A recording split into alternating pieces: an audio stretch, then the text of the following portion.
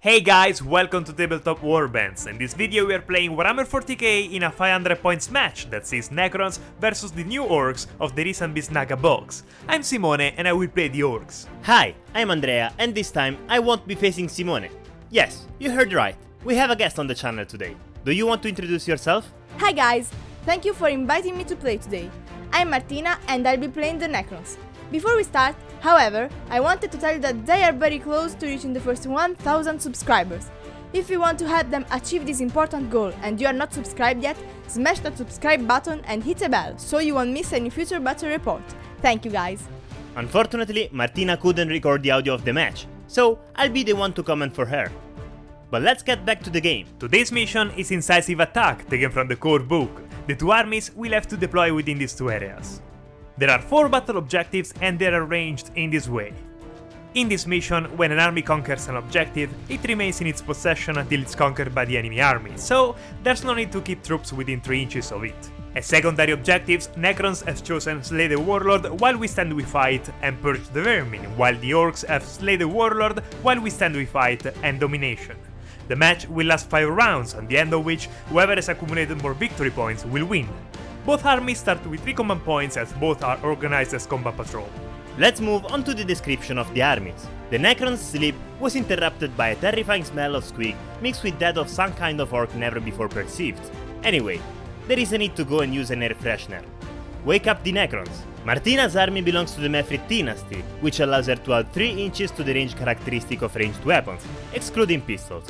Also, it gives them an additional -1 penetration if the target is less than half range. It allows her as well to activate both directives of the Protocol of the Vengeful Stars. The general of the army is the Overlord, who is equipped with the Staff of Light and the Resurrection Orb. As general trait, she chose the Dynasty trait, Merciless Tyrant, which gives him a +1 to the strength and attacks characteristics. The relic she gave him is the Voltaic Staff, that replaces the Staff of Light.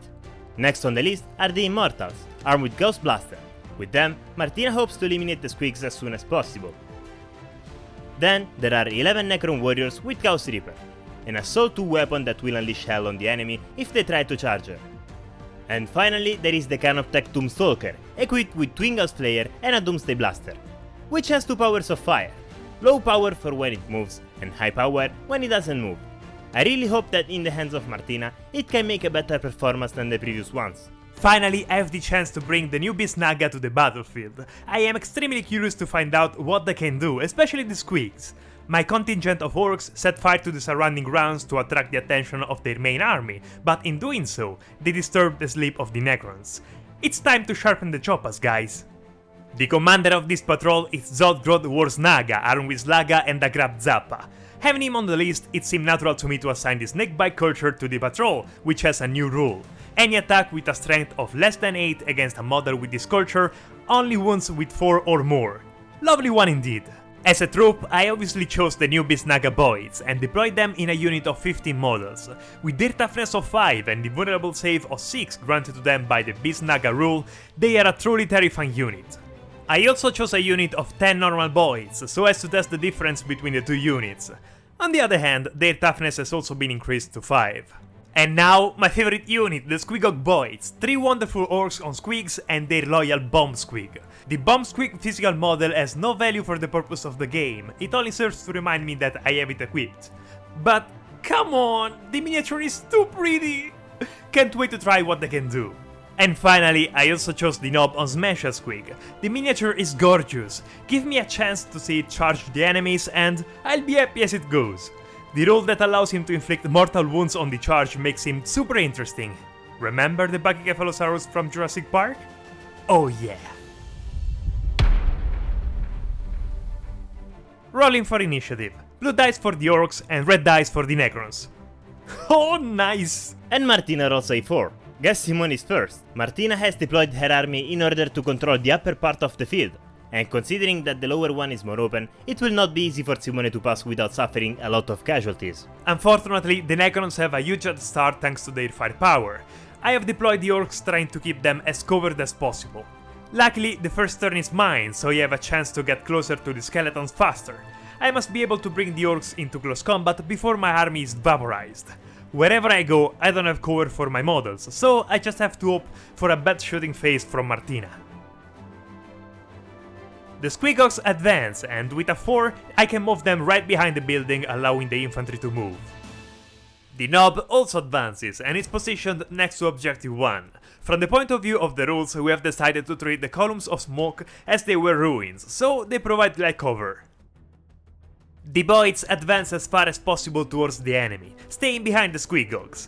Infantry slowness is a problem in this case. I will need to be able to engage the Necrons with the Squeaks to allow the infantry to move into combat as soon as they can. Zodgrod remains alongside the Boids and commands from the rear, just for the moment. Beast Naga Boids move normally while staying in cover provided by the building. I will try to make them suffer as few casualties as possible during the movement towards the Necrons in order to make the most of their overwhelming number. And that's it, this is my first turn. It's the first time that I find myself taking such a short and totally action-free round. Unfortunately, the strong point of the orcs is the melee, so the only thing I can do is to move towards the enemy. If nothing else, I've taken control of the 2 central objectives, and the Necrons will have to snatch them from my orcs' cold hands if they want them. Go Martina, massacre me without problems. Before the game started, Martina has assigned the protocols that will be activated at the beginning of each turn. In the first round, both directives of the Protocol of the Vengeful Stars are active, thanks to the Mefrit dynasty. This grants +1 penetration for each unmodified wound roll of 6, and targets that are less than half the range do not benefit from light cover. Then the Overlord uses My Will Be Done on the warriors to give them +1 to hit. At the end of the command phase, the Necrons conquer Objective 4, and therefore thanks to the mission, Martina can take points from it even if there are no miniatures within 3 inches. That said, let's start with the movements. Martina decides to advance with the warriors, who having an assault type weapon can still shoot with a -1 to hit. With that too, she can't get close enough to take control of Objective 2, currently in the hands of the orcs. She also advances with the Overlord and positions it in such a way as to have vision on the Nob. The Doomstalker can't see anyone, so Martina moves him inside the building. The Immortals are the last to move, and approach Objective 2 ready to shoot the Squeakhogs. In the shooting phase, Martina focuses her shooting on the models that control the objectives, starting with the Overlord on the Nob with 4 attacks on 3. 3 pass. Then Martina uses the tactic Techno-Regular Targeting for 1 command point, which allows the Overlord to automatically wound the target. So, 3 wounds to the Nob. Well, that's kinda cruel. I want to try that model. I need 5+ to save thanks to the cover. Oh, look at that! All saved! Nice rolls! The next to shoot is the Doomstalker, always on the Nob. D6 attacks with low power because he moved. 6. She hits at 4. Well, just a 5 missing. With strength 8, she needs 3 to wound. And all 3 wound. Invulnerability at 6. Oh boy. Reroll 1 with a common point. I wanted to try him in combat, come on! Martina has a chance to take him down with this roll, but she has to roll 5 wounds. Oh, and Objective 1 returns neutral. Yeah, it's definitely gone. Such a pity. The Doomstalker's second weapon fires 4 shots at the Squeakhogs, hitting 3. Having less strength and toughness, she needs 5 to wound. Just 1 through. The Doomstalker has too much penetration, so I need a 6 thanks to the invulnerable save. Just 1 wound. And now we have fun. Martina uses the tactic Disintegration Capacitors for 1 command point. Each unmodified hit roll of 6 automatically wounds the target. The warriors target the Squeakhogs and make a total of 22 attacks on 3, divided into 2 groups of 11. In the first one, 9 dice passes, of which 2 wounds automatically. In the second, 8 more dice, of which 2 wounds automatically, for a total of 17. Having less strength and toughness, she wounds with 5. Only 3 pass, and with the 4-6, she gets to 7 wounds. Not looking good, guys. I need 7 6s here. Just 2. This means 2 Squeakhogs dead. The last to shoot are the Immortals. Unfortunately, only 3 models can see the remaining Squeakhog, so they fire 6 shots at 3, hitting 3. With strength 5 and toughness 6, they too wounded 5. 2 wounds. 2 wounds to save at 6. At 6! Better than nothing! At least one is still alive.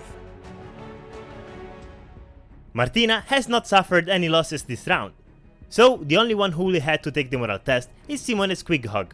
I need the Squighog to stay on the battlefield to hold the objective. To pass the test, I have to do 4 or less. I can do it. Okay, this is embarrassing. All the Squigs were eliminated in the first round.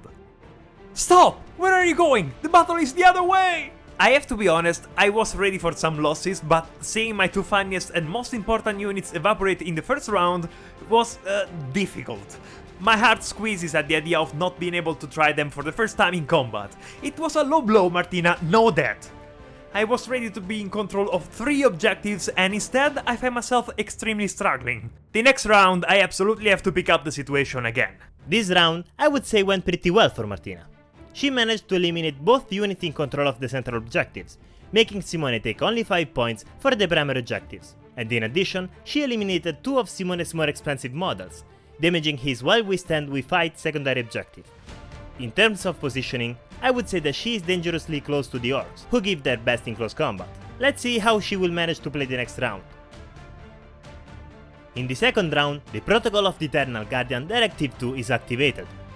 When an enemy unit declares charge against Martina's unit, she can either hold steady, hitting in Overwatch with 5 instead of 6, or set to defend, adding +1 to hit roll in the fight phase. There is no time to waste. The Boyds move towards the Necrons to get as close to charging distance as possible.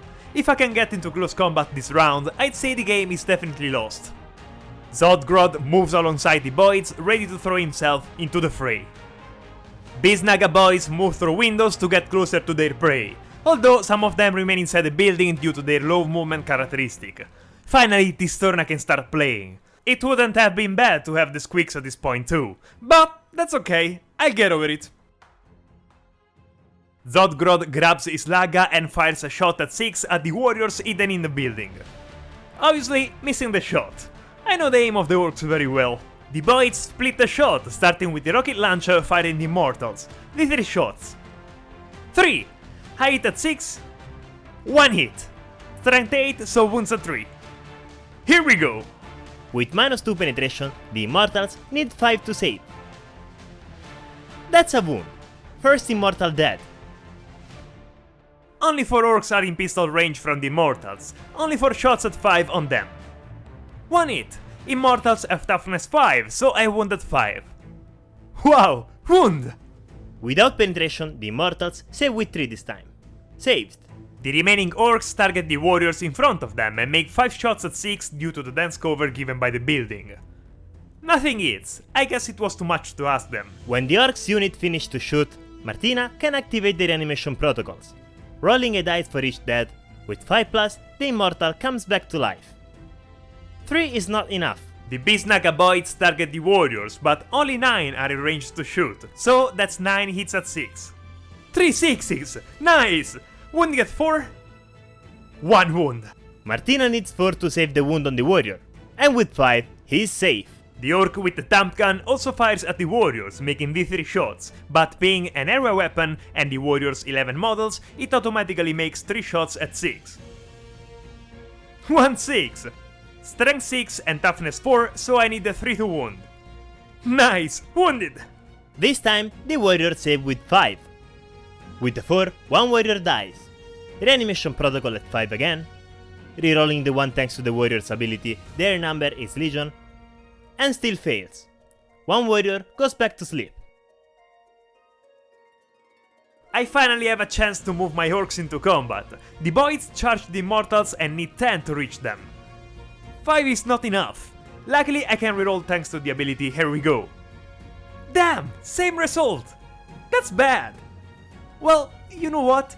The Boyds will remain in control of Objective 2. The Biznaga Boyds charge the warriors inside the building. They need an 8 to reach them, and I really need them to succeed in the charge. Martina's warriors hold steady, and Overwatch hitting at 5 thanks to the protocol.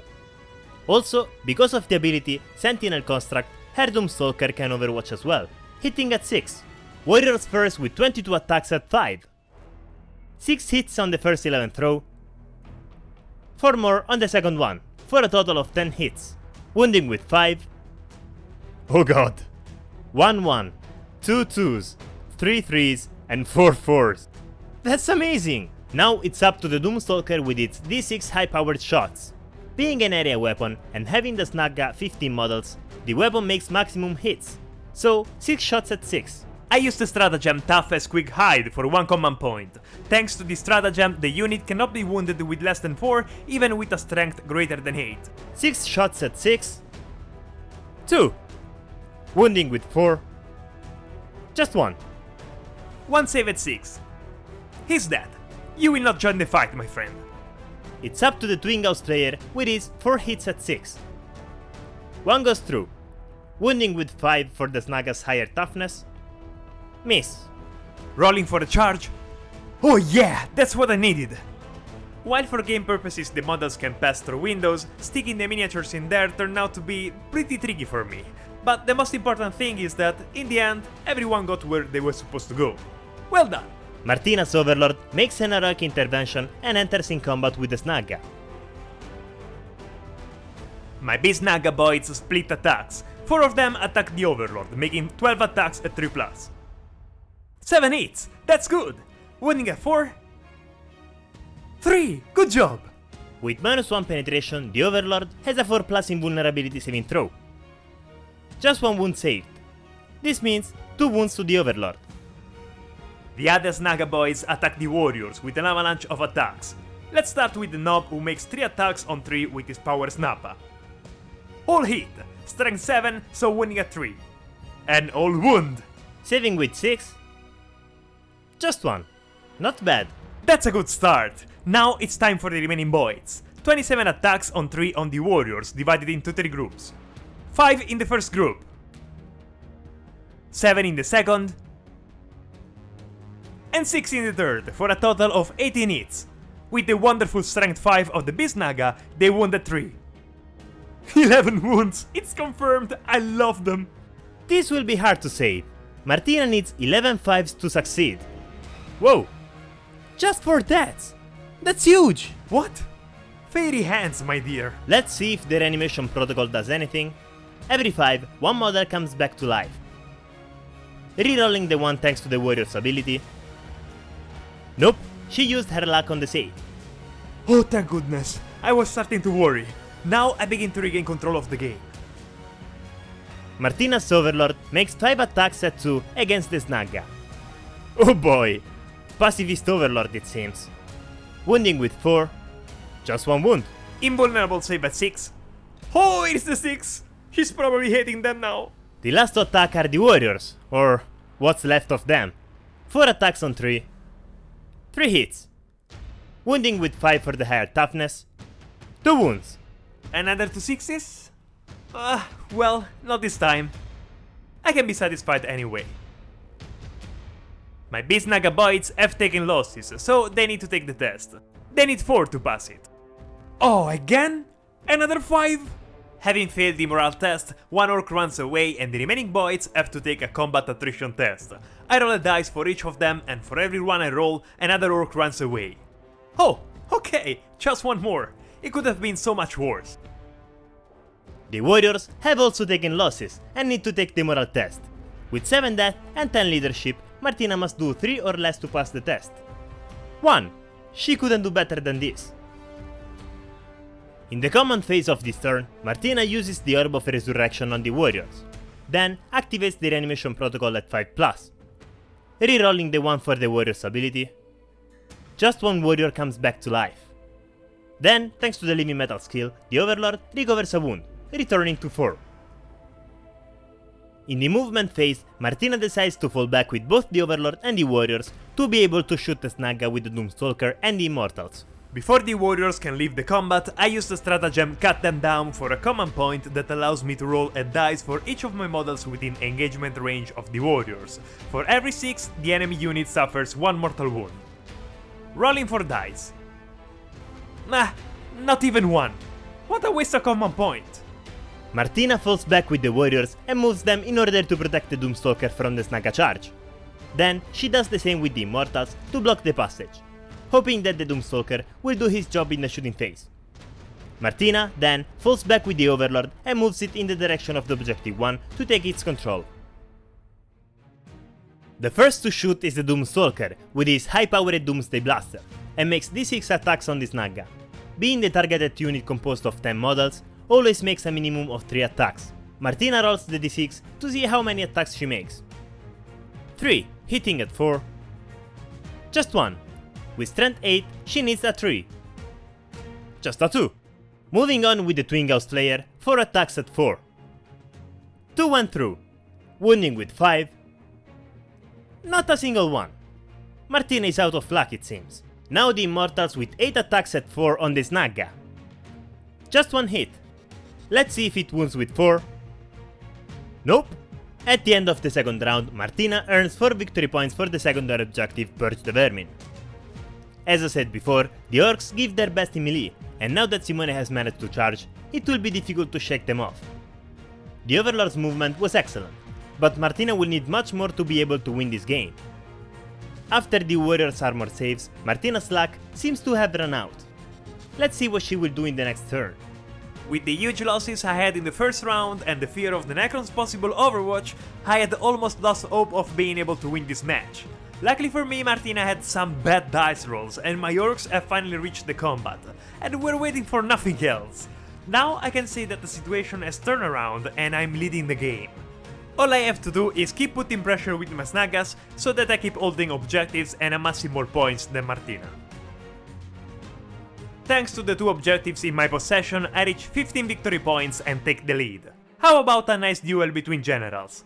Zodgrod moves towards the Overlord in a threatening manner. The Boids have now taken control of the objective and can move forward towards the Immortals, while these Naga Boids remain where they are. By now, my numerical superiority is overwhelming and I'm quite confident. Orcs are certainly not famous for their honor. What could be better before a duel than weakening your opponent by shooting him? Zodgrod makes a shot at 5 on the Overlord. Ah, too bad! It would have been fun! The Boids target the Immortals, starting with the Nob throwing a grenade. D6 shots. 4 shots hitting at 5. 1 hit. Wounding at 5 again. Huh, amazing! With no penetration, Martina needs a 3 to save that hit. Nope, 1 Immortal dead. Now the rocket launcher. D3 shots. 2 shots hitting at 6. 1 hit! Incredible! With strength 8, I need a 3. Ah, okay. That's more credible. Now the remaining Orcs. 8 shots at 5. 4! Good job, boys! Wounding at 5. 1 through. Saving again with 3. And Martina managed to save the Immortal. Let's see if the reanimation protocol works this time. With 5, the Immortal comes back to life. Nope, not this time, my friend. It's up to the Beast Naga boys to shoot. They split the shot. 4 shoot to the Immortals at 5. 2 sixes! I need 5 to wound. Miss. The thumb gun also fires on the Immortals. D3 hits. 2 shots hitting at 5. And 1 hit. 3 to wound. And wounded. With -1 penetration, Martina needs a 4 to save. And 4 it is. The last boys are targeting the Warriors with 5 shots at 5. Just 1. Wounding at 4. Nope. Zodgrod prepares to charge the Overlord and needs 5 to succeed. Oh boy, he really had the desire to fight! The 2 generals face off. Oh, it will be fun. The Boids decide to charge the Immortals and are 6 inches away from them. And they make it! Finally, they too will be able to do something useful for the cause. Having charged only the Immortals, I have to be careful to place them more than an inch away from the Warriors. The iron is about to be scrapped. And finally, the Naga Boids charge the Warriors. Once again, the Warriors prepare to fire Overwatch and the Doomstalker fires as well. All at 6, starting with the Doomsday Blaster, d6 shots, 4, at 6. 3 hits, wow. Wounding with 3. None. Now the Twin-Gauss player, 4 shots at 6. Rerolling the 6 in a balance. Missing all. Warrior's turn with 10 shots at 6. Rerolling the dice in a balance. 1 hit. With same strength and toughness, Martina needs a 4 to wound. That is not a 4. The first to fight are the Boyds against the Immortals. Having 3 attacks each, they make 24 attacks at 3, divided into 2 groups of 12 each. 8 in the first group, and 8 in the second, for a total of 16 hits. Strength 4 and Toughness 5, they wounded 5. 24 attacks and just 3 wounds. Funny stuff. Saving with 4+, just 1 saved. Now it's the Nob's turn to make 3 attacks at 4 due to his weapon giving him -1 to hit. Ah, well, what a dice roll. Immortals Reanimation Protocol at 5+. Wow, both Immortals come back to life. For convenience, we end the fights instead of fighting with all the units that have charged first. And now, the Immortals respond with 8 attacks at 3 on the Boys. 7 hits, wounding with 5, 3 wounds. Saving with 6. At least I saved 1. This fight didn't go as expected. These Naga Boys stormed the warriors with their 26 attacks at 3 split into 2 groups of 13 attacks. 8 hit here, and 9 here for a total of 17 hits. With Strength 5 and Toughness 4, they wounded 3. 13 wounds! That's a lot! Let's see if Martina can make another miraculous save. She needs a lot of 5+. Ah, too bad! She had managed to save 7. With 5 deaths, the unit is destroyed and cannot activate the reanimation protocol. Having charged this turn, Naga Boys can consolidate directly on the Doomstalker. Now that the Doomstalker is in combat, he can attack too. 3 attacks at 4, 1 hit, wounding with 4 because of the snag ability, wounded. Come on, I need a 6 to save him. Ooh, what a ugly death. Let me remove what's left of him. Finally, the fight I've been waiting for. Zodgrod has bloodshot eyes and drool dripping from his mouth in anger. He rotates his Dagrab Zappa and makes 4 attacks at 2 on the Overlord. 3 hits! He has strength 7, so he needs 3 to wound. 3 wounds! They have 2 damage each, so he can kill him. This armor save is important. With -3 penetration, the Overlord uses his invulnerability save at 4+. But that is not enough! 4 wounds to the Overlord leaves him with 0 wounds left. And with the Overlord gone, there's nothing more Martina can do to win this game. So the game ends here, with the Orcs winning. This match was so strange. I would not have expected to be able to win with 3 out of 5 units left just after the first round, much less being able to do it in just 3 turns. I wonder how the game could have ended if I could have kept my squigs alive. It's a shame, I wanted to try them in combat, but I'm sure there will be other opportunities. These Naga Boys are truly gorgeous, both miniatures and their capabilities on the battlefield. Seeing Zodgrod explode Martina's Overlord in 1 turn was truly amazing. I'm sorry that Martina had some bad dice rolls. I'm sure that with more luck, the situation would have been very different. After a devastating first round, Martina's luck in shooting abandoned her. She only managed to roll 5 and 6s on a couple of occasions, but that wasn't enough. The mission was certainly more favorable for the Orcs, who being able to conquer the objectives and continue to take points even without units nearby, allowed Simone to advance with everything he had since the first round. In any case, I think it was a very competitive game, and fun to comment on. The new Orcs miniature are really too strong in my opinion. The Snaga unit managed to win the game on its own. Imagine what would have happened if all the units were alive. And with this we conclude. It was a pleasure for us to be able to host Martina to play on the channel, and we can't wait to have other guests to introduce to you. We also wanted to let you know that once we reach 1000 subscribers, and we are pretty close, we will post a video with interesting announcements about the channel. We also have another word for you today, chosen by Martina. If you have come this far, write the word banana in the comments to let us know. You are the best, and if you are not yet subscribed, subscribe to the channel. If you like the video, leave a like and write us in the comments. We are always curious to know what you think. That's it, guys! See you next video!